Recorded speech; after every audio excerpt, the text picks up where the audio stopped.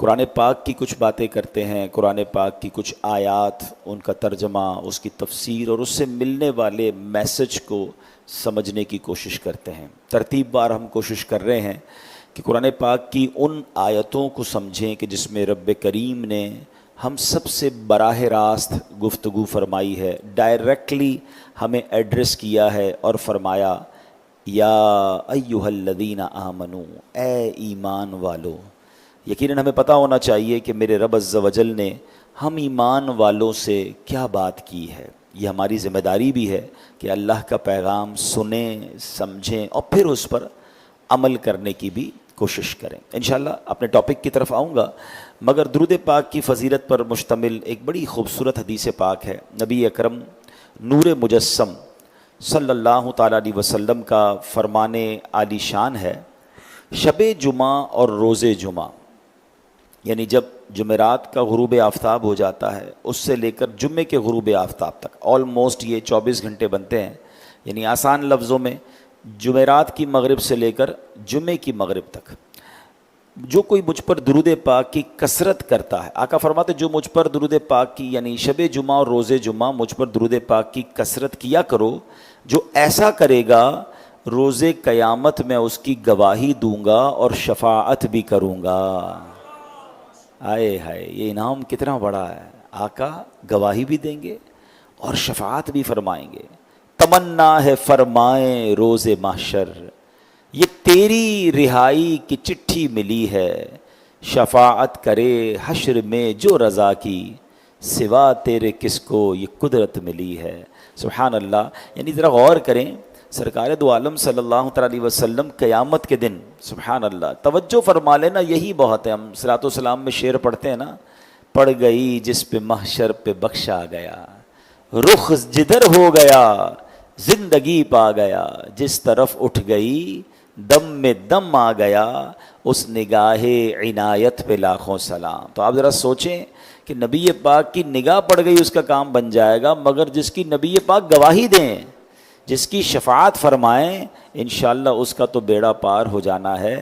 تو جمعرات اور پھر جمعہ، یعنی شب جمعہ اور جمعے کا دن، ہمارا جو ٹاپ پریورٹی پہ کام ہونا چاہیے نا، وہ درود پاک کی کثرت ہونا چاہیے۔ زیادہ سے زیادہ آپ درود پاک ان لمحات میں پڑھیں، اس کی بہت برکتیں۔ ایک بڑی خوبصورت حدیث پاک ہے جس کا مضمون ہے کہ جو جمعہ کے دن 200 مرتبہ درود پاک پڑھے، اس کے 200 برس کے گناہ معاف کر دیے جاتے ہیں۔ تو یہ خاص دن ہے، خاص لمحات ہیں، تو درود پاک میں ان لمحات کو گزاریں۔ اور سبحان اللہ، نبی پاک تو وہ ہیں کہ اگر آج بھی کوئی درود پاک کی کثرت کر کے آقا علیہ الصلوۃ والسلام کی طرف توجہ کرے اور التجا کرے تو پیارے آقا علیہ الصلوۃ والسلام آج بھی اس کے اوپر کرم فرماتے ہیں۔ میں کل میری نظر سے کچھ اشعار گزرے، بہت خوبصورت التجا ہے بارگاہ رسالت میں۔ شاعر کہتے ہیں، جھکی ہوئی یہ جبیں ہے حضور دیکھے نا، جھکی ہوئی یہ جبیں ہے حضور دیکھے نا، ہمارا قلب حزیں ہے حضور دیکھے نا۔ کسی کا کوئی تو ہوتا ہے اتنے لوگوں میں، کسی کا کوئی تو ہوتا ہے اتنے لوگوں میں، ہمارا کوئی نہیں ہے حضور دیکھے نا۔ ہماری آنکھ میں خوشیوں کا رقص ہوتا تھا، ہماری آنکھ میں خوشیوں کا رقص ہوتا تھا، اب ان میں درد مکیں ہے حضور دیکھے نا۔ دل حزیں کا فقط آپ کی نظر کے سوا، دل حزیں کا فقط آپ کی نظر کے سوا، کوئی علاج نہیں ہے حضور دیکھے نا۔ حضور کوئی نہیں ہے آپ کے سوا میرا، حضور کوئی نہیں ہے آپ کے سوا میرا، حضور کوئی نہیں ہے حضور دیکھے نا۔ تو انشاءاللہ اگر آج بھی درود پاک کی کثرت کریں گے اور بارگاہ رسالت سے توجہ ہو گئی تو انشاءاللہ بہت سارے بگڑے کام سنور جائیں گے۔ درود پاک کی کثرت کیجیے، آئیے محبت کے ساتھ بآواز بلند درود پاک پڑھ لیں۔ صلو علی الحبیب صلی اللہ تعالی علی محمد صلی اللہ علیہ وسلم۔ الحمدللہ اب تک ہم قرآن پاک کی 3 آیتوں کو پڑھ چکے ہیں، سمجھ چکے ہیں، جو سلسلہ وار پابندی سے آ رہے ہیں۔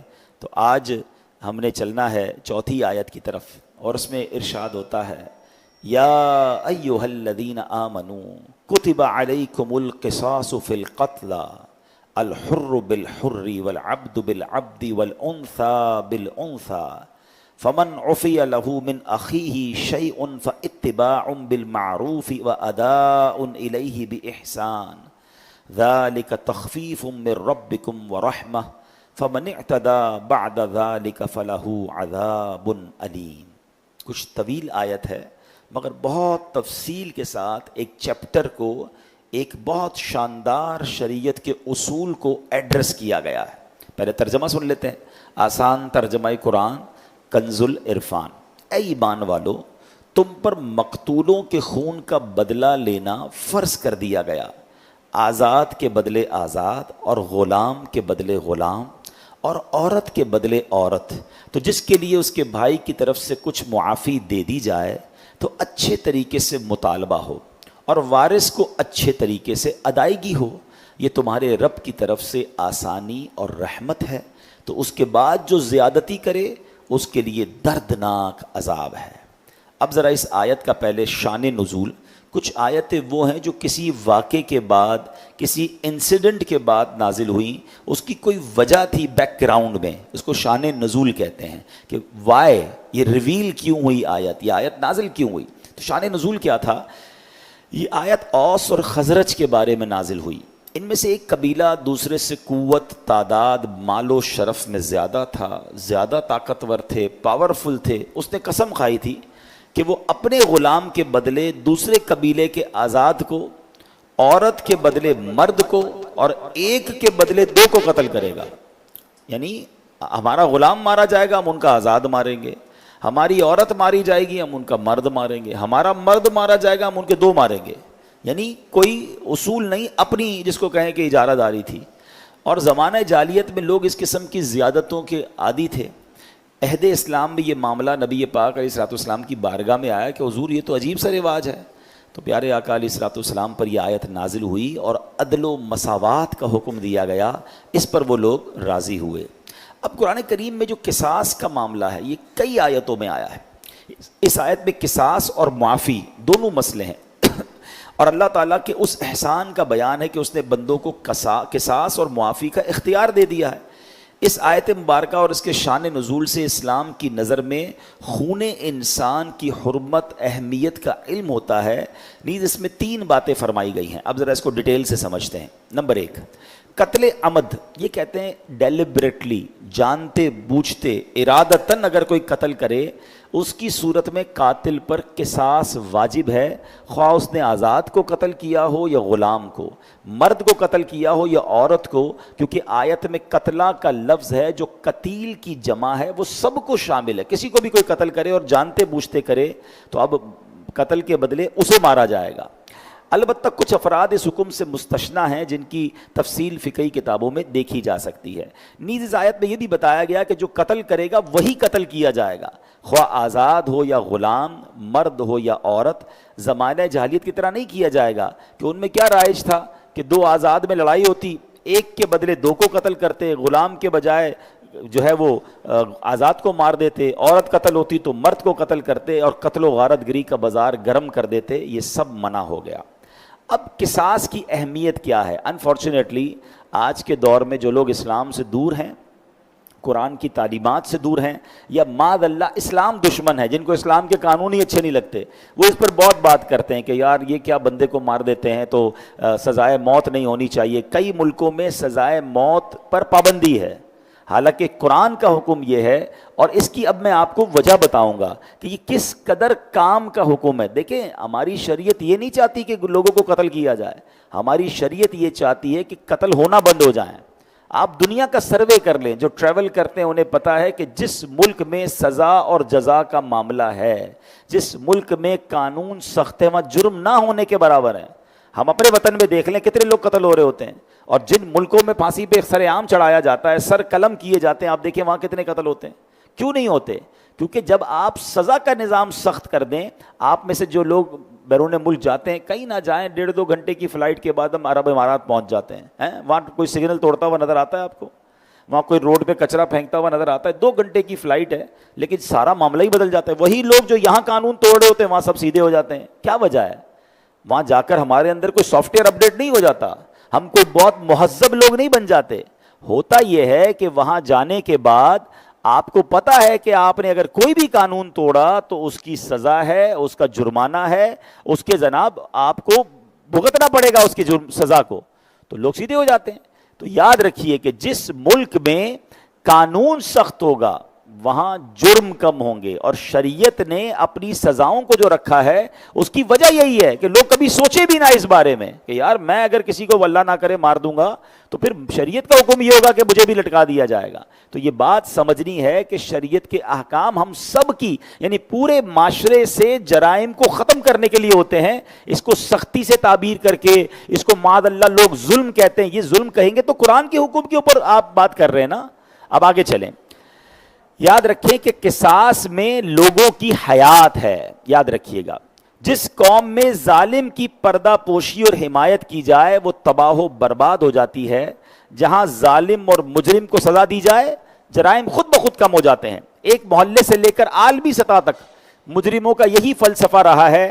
آپ غور کریں تو معلوم ہو جائے گا کہ جن ممالک میں جرائم پر سخت سزائیں نافذ ہیں وہاں کے جرائم کی تعداد, اور جہاں مجرموں کو سزائیں نہیں دی جاتی وہاں جرائم کی تعداد میں کتنا فرق ہے. یہی بات میں نے ابھی کہی.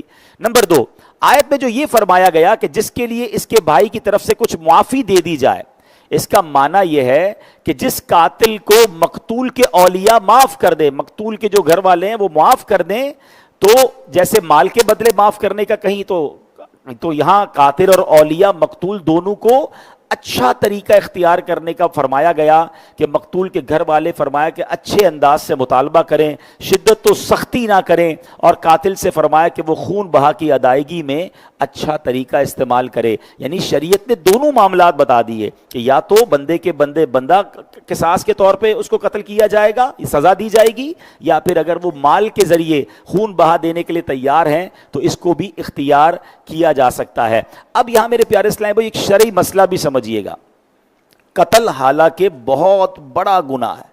روایتوں میں آتا ہے کسی ایک بندے کو قتل کرنے میں زمین و آسمان والے سارے شامل ہو جائیں, اگر ناحق قتل کرنے میں شامل ہو جائیں تو سب کو عذاب دیا جائے گا. اتنا بڑا گناہ ہے. آج کل تو انسانی جان کی ویلیو نہیں ہے. موبائل چھیننے آتے بندے کو مار دیتے ہیں, 200-500 روپے کے لیے بندے کو مار دیتے ہیں. ان کو سمجھ نہیں آ رہی کہ وہ کتنا بڑا گناہ کر رہے ہیں, یہ اللہ کو کس قدر سخت ناپسند ہے. لیکن اس کے باوجود ایک بات یاد رکھیے کہ کتنا بھی بڑا کوئی کبیرہ گناہ کرے وہ کافر نہیں ہو جاتا, کیونکہ ایک ایسا فرقہ بھی ہے خارجیوں کے مذہب کی اس میں تردید ہے کہ وہ کہتے ہیں جب بندے سے کبیرہ گناہ ہو جاتا ہے تو اس کا ایمان بھی چلا جاتا ہے. تو ہماری شریعت میں یقیناً قتل بہت بڑا گناہ ہے, مگر اس سے انسان ایمان. حضرت انس رضی اللہ تعالیٰ عنہ سے روایت ہے نبی پاک علیہ الصلوۃ والسلام نے ارشاد فرمایا 3 چیزیں ایمان کی بنیاد ہیں. نمبر 1, جو لا الہ الا اللہ کہے اس سے زبان روکنا, لہذا نہ تو محض گناہ کی وجہ سے اسے کافر کہو اور نہ محض کسی عمل کی وجہ سے اسے اسلام سے خارج جانو. اگر لا الہ الا اللہ وہ کہہ رہا ہے, کلمہ پڑھ رہا ہے, تو سبحان اللہ وہ ایمان کی پہلی بنیاد. نمبر 2, جہاد جاری ہے. جب سے مجھے اللہ تعالیٰ نے بھیجا یہاں تک کہ اس امت کی آخری جماعت تک دجال سے جہاد کرے گی. جہاد کو ظالم کا ظلم اور منصف کا انصاف باطل نہیں کر سکتا.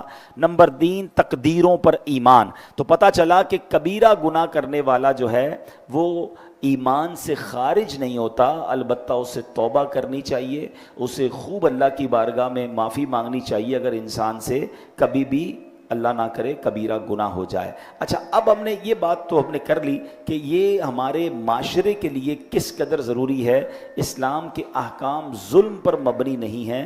جو اسلامی احکام میں سزائیں ہیں اگر یہ نافذ کر دی جائیں آپ دیکھیں اس معاشرے سے جرم کا خاتمہ ہو جائے گا. آج چھوٹی سی مثال دیتا ہوں. کبھی کبھی ہماری حکومت کی طرف سے کوئی اعلان آ جاتا ہے, مثال کے طور پہ کچھ عرصہ پہلے آیا کہ بھئی ہیلمٹ کے بغیر جو موٹر سائیکل چلائیں گے ان پر چالان ہوگا. آپ دیکھیں لوگوں نے ہیلمٹ پہننا شروع کر دیا. ڈبل سواری پہ جب پابندی ہوتی ہے تو لوگ ڈبل سواری سے بچ جاتے ہیں, نہیں کرتے. تو پتہ چلا کہ قانون جب گورنمنٹ نافذ کرتی ہے تو چیزیں بہتر ہونا شروع ہو جاتی ہیں. تو اگر سزائیں ہوں گی تو جرم کم ہوں گے. سزاؤں کو برا نہ کہیں, جرم کو برا کہیں, اور ان جرموں کو روکنے کے لیے شریعت کا ایک قانون ہے. خدا نہ خواستہ اگر کسی سے کوئی گناہ ہوتا ہے, ایسا جرم ہوتا ہے جس کی شریعت میں سزا ہے, تو اس کو سزا دیں, پھر دیکھیں پیچھے کون کرتا ہے. آپ کو پتہ ہے ایک بار سرکار دو عالم علیہ الصلوۃ والسلام کے دور میں ایک بڑے خاندان کے کسی فرد نے چوری کی, اور وہ گواہ ثابت ہو گیا کہ چوری ہو گئی ہے, تو حکم دیا گیا کہ اس کے ہاتھ کاٹے جائیں گے.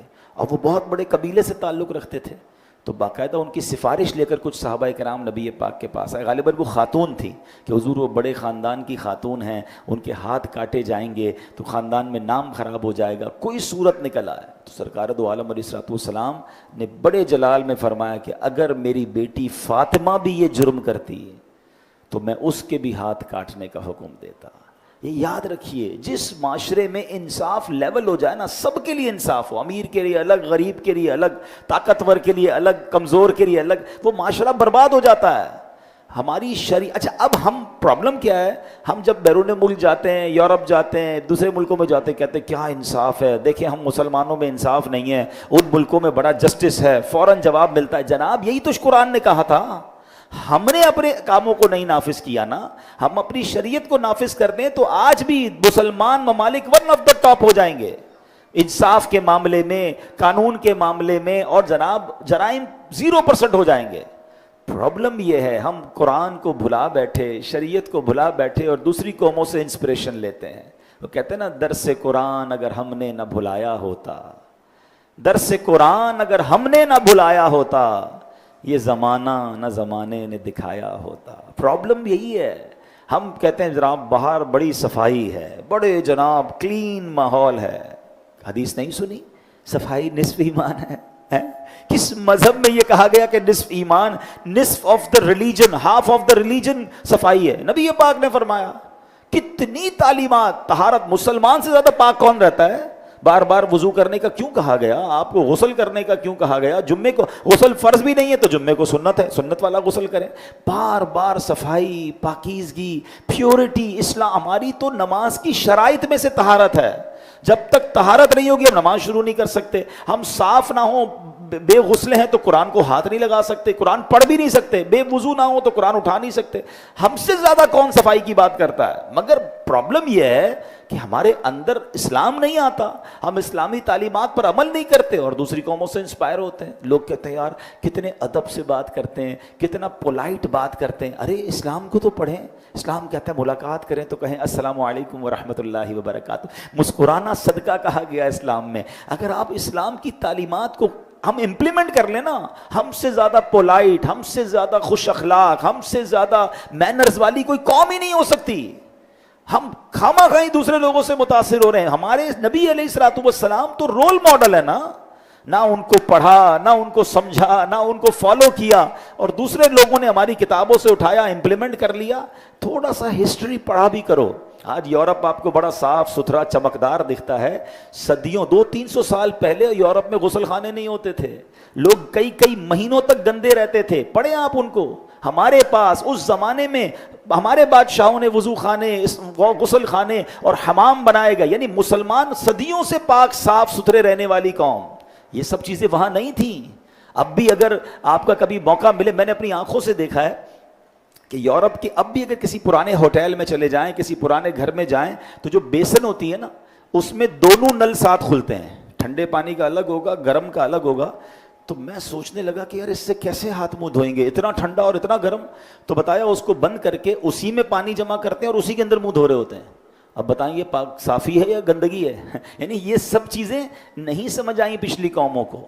الحمدللہ یہ اسلام نے ہمیں تعلیمات دی, اور ایسی بہت ساری باتیں ہیں. اگر میں صرف کبھی موقع ملا نا تو میں اسلام کی خوبصورتی اور ہماری انسپریشن جو دوسری قوموں سے, اس پر کبھی ہم بیان کریں گے کہ جس بات سے آپ دوسری قوموں سے متاثر ہوتے ہیں, چاہے وہ انصاف ہو, چاہے وہ صفائی ہو, چاہے وہ قانون ہو, چاہے وہ وقت کی پابندی ہو. وقت کی پابندی کی بات کر لو.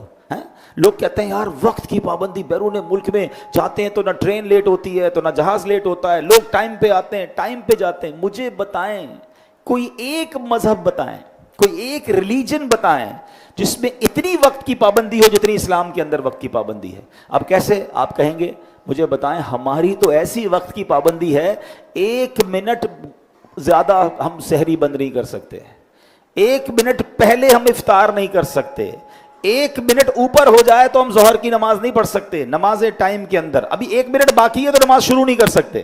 شروع بھی ٹائم کے اندر کرنی ہے, ختم بھی ٹائم کے اندر کرنی ہے. افطار ٹائم پر, سحری ٹائم پر. اچھا سبحان اللہ, ہمارے اوقات ابکار سارے نماز کے ٹائم پر.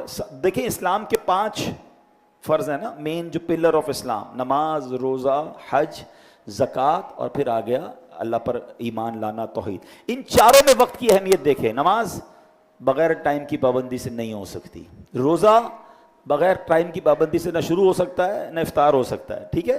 تیسرا کیا ہے, زکوٰۃ. زکوٰۃ میں ٹائم کیا ہے, جب تک سال نہیں گزرے گا, سال گزرنے کے بعد, ٹائم پورا ہونے کے بعد ہماری زکوٰۃ ہم پر لاگو ہوگی.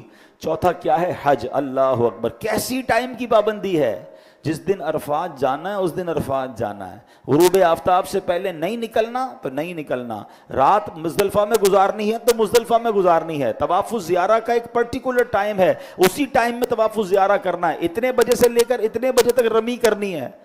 پوری دنیا کے مسلمانوں کو نماز اور فرائض کے اندر ٹائم کا پابند بنایا جا رہا ہے, سکھایا جا رہا ہے, صفیں درست کر کے ڈسپلن سکھایا جا رہا ہے. اس سے زیادہ کس مذہب میں ہے؟ لیکن پرابلم یہ ہے کہ ہم پریکٹیکل مسلمان نہیں بنتے. اول تو ان عبادتوں کو نہیں کرتے. اچھا عبادت کرتے بھی ہیں تو عبادت سے سیکھتے نہیں ہیں. نماز ٹائم پہ پڑھتے ہیں, باقی سارے کام ٹائم پہ نہیں کرتے. تو قصور کس کا ہوا؟ ہم کیوں انسپائر ہو رہے ہیں کسی اور سے؟ ہم کیوں متاثر ہوتے ہیں؟ واللہ جیسا میرا اور آپ کا مذہب ہے, ہم سبحان اللہ اتنے خوش قسمت ہیں کہ اللہ نے ایسا مبارک دین دیا ہے کہ اگر اس پر عمل کرنے والے بن جائیں تو آج بھی دنیا کی بہترین قوم یہ مسلمان بنیں گے. آج بھی بہترین معاشرہ مسلمانوں کا معاشرہ ہوگا اگر ہم قرآن پڑھیں, اگر ہم حدیث پڑھیں اور امپلیمنٹ کرنے جائیں. اب جب ایسی باتیں ہم کرتے ہیں نا تو کچھ لوگ یہ کہتے ہیں یار میرے اکیلے کے کرنے سے کیا ہوگا, ہیں سارا ہی معاشرہ بگڑا ہوا ہے. کسی کو کہیں بھائی جھوٹ نہ بولیں, اچھا بھائی ٹھیک ہے میں سچ کہہ لوں گا, کیا باقی سارے تو جھوٹ بول رہے ہیں. کسی کو کہیں بھائی دھوکہ نہ دیا کرو مارکیٹ میں, ملاوٹ نہ کرو, بےایمانی نہ کرو, تو کہتے ہیں ساری مارکیٹ کرتی ہے, میرے اکیلے کرنے سے کیا ہوگا. دیکھیں ایک بات یاد رکھیں, قبر میں اکیلے جانا ہے یا سب نے ساتھ جانا ہے؟ جواب دینا, اکیلے جانا ہے. اکیلے ہی نبی پاک سے ملنا ہے نا قبر میں. دیدار تو میں نے اکیلے نے کرنا ہے نا. میں یہ تو جواب دے سکوں گا کہ حضور میں اپنے حصے کا چراغ جلا کے آیا ہوں, میں اپنے حصے کا کام, میں نے جھوٹ نہیں بولا, میں نے دھوکہ نہیں دیا, میں نے مسلمانوں کو تکلیف, اپنا کام تو کریں. ہم کہیں سارے غلط. اور ہمیشہ یاد رکھیں ایک ایک کر کے ہی معاشرہ ٹھیک ہوتا ہے. یہ چراغ جلیں گے تو روشنی ہوگی. ہم سب اپنے حصے کا چراغ جلائیں, ہم سب اپنے حصے کا کام شروع کریں نا. جو شریعت کے احکام مجھے پتہ چلتے جائیں میں اپنی ذات پر نافذ کرنے لگوں. آپ دیکھیں معاشرے میں فرق آنا شروع ہو جائے گا, اچھی چیزوں کی ریفلیکشن آتی ہے. ہم سب کے صحیح ہونے کا انتظار کر رہے ہوتے ہیں, ہم اپنے آپ کو ٹھیک کرنے کی بات نہیں کرتے. آج اس جمعے کے بیان میں ایک نیت کر کے جائیں کہ میں اپنے آپ کو ٹھیک, میں 6 فٹ 5 فٹ کے جسم پر اسلام نافذ نہیں کر سکا, پورے ملک میں اسلام نافذ کرنے چلا ہوں. پہلے اپنے اوپر تو نافذ کر لوں نا, میں تو اچھا انسان بنوں. تو ہمیشہ یاد رکھیں کہ ہمیں اکیلے ہی جواب دینا ہے, تو ہم اپنے معمولات کو درست کریں. انشاءاللہ اس کی آپ برکتیں دیکھیں گے اور آپ ٹھیک ہونا شروع ہو جائیں, آپ دیکھیں گے چیزیں بہتر ہونا شروع ہو جائیں گی. تو بہرحال آج ہم نے جو بات یہ آیت قرآن سنی ہے کہ جس میں ہمیں بتایا گیا کہ جو ایک قصاص کا قانون ہے یہ شریعت کا بڑا کمال کا قانون ہے, اور اس میں جب نافذ ہوتا ہے تو جرائم, قتل و غارت گری یہ سب ختم ہو جاتی ہے. ان لوگوں کو بھی جس کو کہتے ہیں نا سبق لینا چاہیے جو آج تھوڑے پیسوں کے لیے معاذ اللہ مسلمان کو قتل کرتے ہیں یا مسلمان کا مال چھین لیتے ہیں, مسلمان کو تکلیف دیتے ہیں. پتہ نہیں قیامت کے دن یہ اللہ کو کیا جواب دیں گے, قبر کا عذاب وہ کیسے سہ سکیں گے. تو اپنی زندگی میں ہمیشہ کے لیے قانون بنا لیں. میرے پیارے اسلامی بھائیوں, ہم سب نے اس دنیا سے جانا ہے کہ میری ذات سے کسی کو تکلیف نہ پہنچے. ہاں ایک حدیث پاک سنا دیتا ہوں. نبی پاک فرماتے ہیں من آذا مسلمن فقط آذانی, جس نے کسی مسلمان کو تکلیف دی وہ ایسا ہے جیسا اس نے مجھے تکلیف دی. کون کہہ رہا ہے؟ اللہ کے حبیب علیہ الصلوۃ والسلام. اور سنیں ابھی بات یہاں رکی نہیں ہے, آپ فرماتے ہیں ومن آذانی فقط آذ اللہ, جس نے مجھے تکلیف دی وہ ایسا ہے جیسے اس نے اللہ کو تکلیف دی. ہیں؟ اچھا اس میں کوئی ڈفرینشیٹ کیا ہے نبی پاک نے کہ اپنے جاننے والے کو تکلیف دی، اپنے برابر عہدے والے کو تکلیف دی، یا اپنے محلے والے کو تکلیف دی؟ نہیں، من آذا مسلمن، کسی بھی مسلمان کو تکلیف دی. اب اس میں تو ٹھیلے والا بھی آ گیا نا، اس میں تو میرا ڈرائیور بھی آ گیا نا، اس میں تو جناب میرا پڑوسی بھی آ گیا، اس میں میرا ملازم بھی آ گیا، اس میں میرے بچے بھی آ گئے، میری بیوی بھی آ گئی. ذرا سوچئے، یہ چھوٹی بات نہیں ہے. کسی کو بھی تکلیف دی. اب پتہ نہیں کس کو، ہم تو سارا دن بولی جاتے ہیں، احساس ہی نہیں ہے. کسی کا دل ٹوٹتا ہے تو ٹوٹ جائے، کسی کا جناب ٹکڑے ٹکڑے ہو جائے، اس کی عزت، ہمیں کوئی ٹینشن نہیں. نہیں، یہ اللہ کو تکلیف دی، وہاں تک بات جا رہی ہے. اب آپ سوچیں کہ آپ برداشت کر سکیں گے اس کا عذاب؟ اچھا پھر ایک اور بڑی اہم بات بتانے جا رہا ہوں. یہ تکلیف کا معاملہ ہے نا، کچھ لوگوں کی عادت بن گئی ہے. اللہ کریم نے اپنے اولیاء کو اپنے بندوں میں چھپا کر رکھا ہے. ہمیں نہیں پتا اس وقت فیضان غوث پاک مسجد میں کتنے اولیاء کرام آئے ہوئے ہیں. ہاں نارمل کپڑے والے، نارمل حلیے والے. اللہ کا کون ولی ہے سبحان اللہ ہمیں نہیں پتا، اس کا مرتبہ اللہ کی بارگاہ میں کیا ہے. اور ہم چونکہ قرآن کی باتیں کر رہے ہیں نا، قرآن پاک میں دو ایسی غلطیاں ہیں یا دو ایسے گناہ ہیں جس کے بارے میں فرمایا گیا کہ جو بندہ یہ کرتا ہے اس سے اللہ جنگ کا اعلان فرماتا ہے. مجھے بتائیں اللہ سے جنگ کر کے کوئی جیت سکتا ہے؟ وہ دو کام پتہ ہے کیا ہیں؟ ایک سود کا کام کرنے والا، اور دوسرے نمبر پر اللہ کے ولی سے دشمنی کرنے والا. اب دو باتیں سمجھ لیں کہ نمبر ایک جو سود کا کام کر رہا ہے وہ کون ہے؟ وہ اللہ سے جنگ کر رہا ہے. خدا کے واسطے کبھی زندگی میں سود کا کاروبار مت کیجیے گا. آپ کو لگے گا یار بزنس تو چلی اسی وجہ سے رہا ہے، ترقی ہو جائے گی، تھوڑا لون لے لوں گا تو اور ترقی ہو جائے گی، پھر اپنے امپائر کھڑا کر لوں گا. آپ مجھے بتائیے اللہ سے جنگ کر کے کبھی کوئی جیتا ہے؟ بڑی بڑی فیکٹریاں بکتے دیکھی ہم نے، بڑے بڑے گھر بکتے دیکھے، لوگوں کو اربوں پتی سے کلاش ہوتے دیکھا. وہ کیوں ہوئے؟ وہ سارا محل جو تھا نا وہ سود پر تعمیر تھا. تم اللہ سے جنگ کر رہے تھے. اور میں ایسے لوگوں کو جانتا ہوں جن کو یہ قرآنی آیات جب سمجھ آئیں، جب حدیثیں سمجھ آئیں، جب ان کو یہ فلسفہ سمجھ آیا کہ سود کا کام نہیں کرنا، انہوں نے ڈیسیشن لیے. ان کے کئی پلاٹ بکے، ان کو بہت ساری چیزیں نیچے لانی پڑیں، وہ بہت مہنگی گاڑی سے نارمل گاڑی پر آئے، لیکن سب سود کا مال واپس کر دیا، لون ایسا واپس کیا جس پہ سود دینا تھا. اللہ نے تھوڑے عرصے میں پھر ان کو کھڑا کر دیا، اس سے زیادہ عطا کیا، کیونکہ اب وہ حلال کا تھا.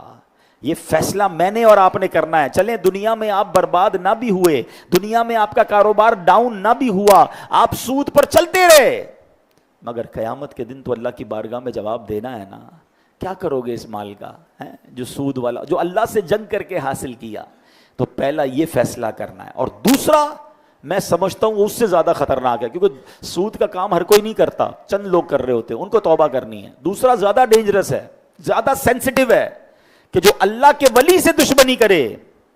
اللہ فرماتا ہے میرا اس سے اعلان جنگ ہے. اب اللہ کے ولی سے دشمنی میں ایک مسئلہ یہ ہے کہ ہمیں یہ پتہ نہیں ہے اللہ کا ولی کون ہے. کچھ تو چلے مشہور ہیں، مزارات ہیں، بڑے بڑے نام ہیں، وہاں تو ان کے بارے میں تو کبھی بھی سوچنا بھی نہیں چاہیے بری بات. بدبخت ہے وہ لوگ جو آج بھی اولیاء کرام اور بزرگان دین کے بارے میں باتیں کرتے نظر آتے ہیں، ان کو پتہ نہیں ان کا ہونا کیا ہے، ان کا مرتبہ رب کی بارگاہ میں کیا ہے. تمہاری میری اوقات ہے؟ آپ ذرا ایک بات سمجھیے، کئی ملکوں میں ہوتا ہے اس ادارے کے خلاف بات نہیں کریں گے، فلاں بادشاہ کے خلاف بات نہیں کریں گے ورنہ سزا دی جائے گی. ہمیں سمجھ آ جاتی ہے کہ ہاں یار یہ اس ملک کا قانون ہے، بات نہیں کرنی. جب رب قرآن میں اپنا قانون بیان فرما رہا ہے کہ جو میرے ولی سے دشمنی کرے میرا اس سے اعلان جنگ ہے، تو پھر کیوں زبان دراز کرتے ہیں؟ مارے جائیں گے. لیکن اس سے زیادہ سینسٹیو بات یہ ہے کہ وہ مشہور اولیاء کرام تو چند ہے نا، مگر عوام کے اندر کون اللہ کا ولی ہے؟ ایک حدیث پاک سناتا ہوں جس کا مضمون ہے کہ کچھ پرا گندہ بال، میلے کچیلے کپڑے والے لوگ ایسے ہوں گے کہ ان کا اللہ کی بارگاہ میں ایسا مرتبہ ہوگا کہ اگر وہ کسی بات پر قسم اٹھا لیں رب وہ قسم پوری فرما دیتا ہے.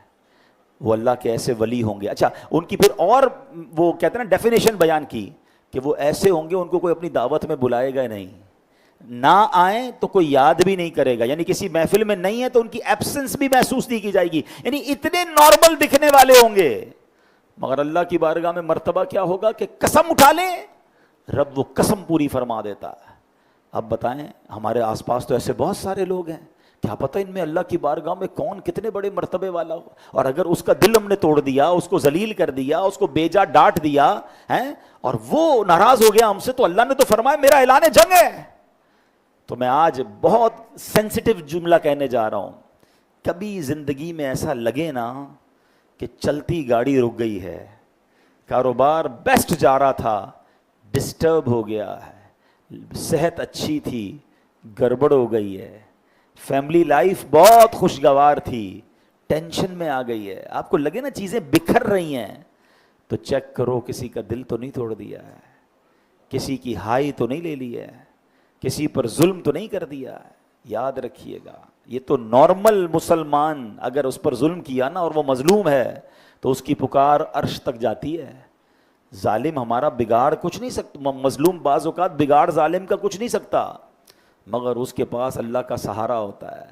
وہ پنجابی کا ایک جملہ ہے نا, مضبوط آدمی سے نہ ڈرو, ماڑے آدمی سے ڈرو. ماڑا کس کو کہتے ہیں؟ کمزور. میں نے پوچھا یار یہ کمزور سے کیوں ڈریں بھائی, بندہ تو مضبوط سے ڈرتا ہے.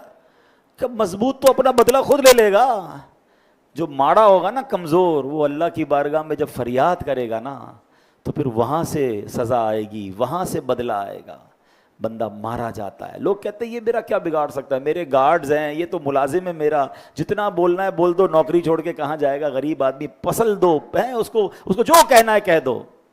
نہیں, وہ اللہ کا بندہ ہے, اگر اس کی آنکھوں میں آنسو آ گئے, اس نے اللہ کی بارگاہ میں فریاد کر دی نا تو تباہ و برباد ہو جائے گا ظالم. اپنی زندگی ایسے گزارے میرے پیارے اسلامی بھائیوں کہ ہم سے لوگوں کو راحت ملے, ہم سے لوگوں کو تکلیف نہ ملے. اور کبھی ہم انسان ہے نا, ہو جاتا ہے آپ کو, اچھا جو سینسٹیو انسان ہوگا نا, سچا انسان ہوگا, اس کو پتہ چل جائے گا میں نے غلط کیا ہے. اس وقت غصے میں تو کر لیا, مگر بعد میں اسے احساس ہو جائے گا یار میں نے اپنی بیوی کو غلط ڈانٹا, یار اس بیچاری کا قصور تھا نہیں, خواہ مخواہ کہیں اپنے بچے پہ غصہ اتار دیا, کاروبار میں ڈاؤن مارکیٹ تھی, اس میں بچے کا کیا قصور تھا, خواہ مخواہ کہیں میں نے اپنے ملازم کو برا بلا کہہ دیا, خواہ مخواہ کہیں میں غریب آدمی جا رہا تھا ٹھیلے والا, میں نے اس سے لڑائی کر لی. ویٹر سے لڑتے ہیں آج کل تو, بڑی ویڈیوز بھی وائرل ہو رہی ہیں, پولیس والوں سے لوگ لڑ رہے ہیں, بیچارے پورا دن دھوپ میں کھڑے ہیں, آپ کو روک رہے ہیں, وہ اپنی ڈیوٹی سر انجام دے رہے ہیں, ان کو گالیاں دے رہے ہیں, ان کو برا بھلا کہہ رہے ہیں. ٹھیک ہے, میں یہ نہیں کہتا سارے پولیس والے اچھے ہیں, مگر سارے غلط بھی تو نہیں ہیں. آپ کسی غریب آدمی کو اس کی اوقات یاد دلاؤ گے کہ تمہیں اپنی اوقات پتہ ہے. ابھی تھوڑے دنوں پہلے ایک بھائی نے مجھے بتایا ایک واقعہ کہ ایک دفتر کے باہر ایک بندے نے, بلکہ ہاسپٹل کے باہر, اس نے گاڑی روکی تو گارڈ آیا بیچارہ, اور کہتا ہے صاحب یہ ہاسپٹل ہے, یہاں پارکنگ نہ کریں, یہاں ایمبولینس آتی ہے.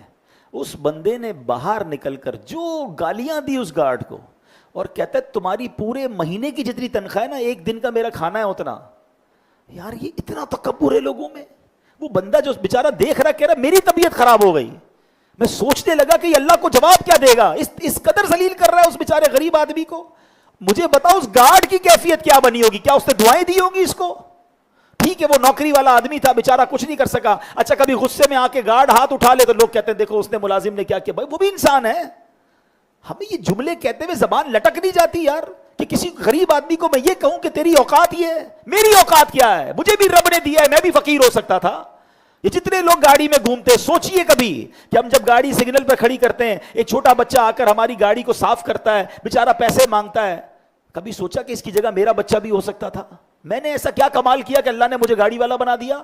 میں نے ایسے کیا کمال کیا کہ اللہ نے مجھے اتنے اچھے گھر دے دیے اور لوگ جھونپڑیوں میں رہتے ہیں؟ یہ صرف میرے رب کی مہربانی ہے. خدا کی قسم ہم سے زیادہ عقل مند, ہم سے زیادہ ہوشیار لوگ بیچارے غریب ہیں اور اللہ نے ہمیں نواز دیا.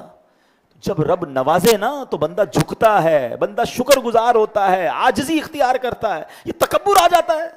کتنا دل توڑتے ہیں لوگ غریبوں کا, سوچتے نہیں ہیں. کبھی زندگی میں یہ کام مت کیجئے گا, برباد ہو جائیں گے. کسی غریب کی ہائی لگ گئی نا, اللہ مظلوم کے ساتھ ہے. اور پھر جو دوسری بات میں نے کہہ دی کہ اولیاء کرام سے دشمنی ہو گئی تو پھر تو مارے گئے نا, کیونکہ اللہ فرماتا ہے میرا اعلان جنگ ہے, اور اللہ نے اپنے اولیاء کو اپنے بندوں میں چھپا کے رکھا ہے.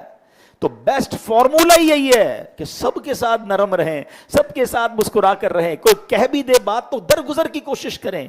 یہ جو عادت بن گئی ہے نا ٹٹ فور ٹٹ, جیسے کو تیسا, اینٹ کا جواب پتھر سے. کوئی ایک گالی دے تو میں 7 گالیاں دوں, بتاؤں گا میں کون ہوں.